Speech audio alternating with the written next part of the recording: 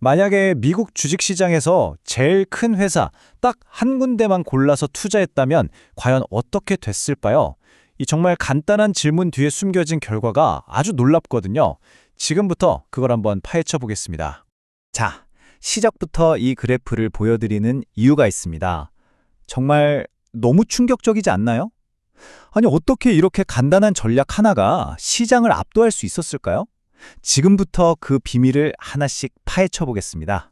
이 숫자 좀 보세요. 플러스 566%.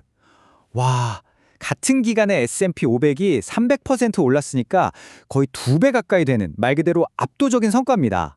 도대체 어떻게 이런 수익률이 나온 걸까요? 네, 그래서 이 어마어마한 결과를 만들어낸 전략이 대체 뭐냐? 다들 궁금하실 텐데요. 놀라지 마세요. 정말 놀라울 정도로 간단하거든요. 그 단 하나의 규칙, 바로 공개합니다.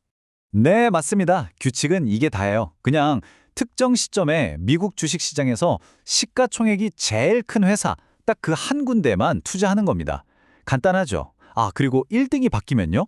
당연히 그 새로운 1등으로 바로 갈아타야죠. 자, 그럼 이 전략을 따랐다고 한번 상상해 볼까요? 지난 10년 동안 우리는 과연 어떤 회사들의 주주가 되었을까요? 1등 자리를 놓고 치열하게 싸웠던 그 거인들을 한번 만나보시죠. 와, 이 그래프를 보면 정말 그 치열했던 왕자의 게임이 한눈에 들어옵니다. 애플하고 마이크로소프트가 진짜 엎치락 뒤치락 했고요. 중간에 아마존이 잠시 정상을 차지하기도 했죠. 그리고 최근에는 뭐 다들 아시는 것처럼 엔비디아가 무서운 기세로 그 자리를 꽤 찼습니다. 네, 바로 이 회사들입니다. 애플, 마이크로소프트, 아마존, 그리고 엔비디아. 지난 10년 동안 시가총액 1위라는 영광을 차지했던 회사는 놀랍게도 딱 이 4곳뿐이었어요. 자, 그런데 566%라는 최종 결과만 보고 와, 이거 완전 꽃길만 걸었겠네? 라고 생각하시면 그건 정말 큰 오산입니다. 한 종목의 모든 벌 거는 이 전략의 어두운 면, 그 험난했던 여정을 지금부터 제대로 보여드릴게요. 이 그래프를 좀 자세히 보실까요? 빨간색 막대는 시장을 이긴 달, 파란색 막대는 시장의 진 달을 의미하는데요. 보시면 시장 수익률을 크게 밑돌면서 정말 고통스러웠을 법한 저 파란 막대들이 생각보다 훨씬 많죠. 이게 바로 이 전략의 진짜 맨 얼굴입니다. 이 위험이 대체 어느 정도였는지 한번 제대로 체감해보기 위해서 투자자들 비명이 여기까지 들리는 것 같은 최악의 한 달로 한번 돌아가 보겠습니다. 바로 2018년 11월입니다. 자, 이때 시총 1위가 누구였냐면 바로 애플이었어요. 그런데 2018년 11월 이 한 달 동안에요. 애플 주가가 무려 18%나 폭락합니다. 근데 진짜 기가 막힌 건 뭔지 아세요? 같은 기간에 S&P 500 시장 전체는 오히려 2% 올랐다는 거예요. 그러니까 계산이 바로 되시죠? 한 달 만에 시장보다 무려 20%나 뒤처진 겁니다.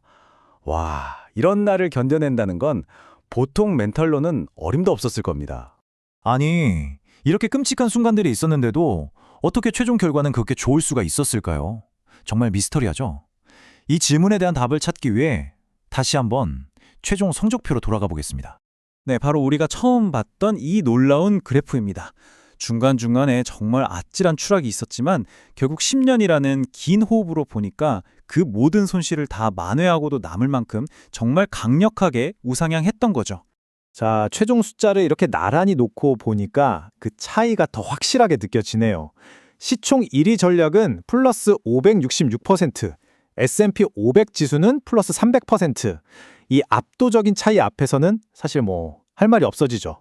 이 놀라운 과거 데이터는 우리에게 아주 도발적인 질문 하나를 던집니다. 과거의 성과가 미래를 보장하지 않는다는 투자 격언이 있잖아요. 그럼에도 불구하고 과연 앞으로도 가장 큰 기업이 최고의 선택이 될 수 있을까요? 그리고 만약 그렇다면 지금의 1등은 10년 뒤에도 과연 그 왕좌를 지키고 있을까요? 글쎄요, 판단은 여러분의 몫입니다.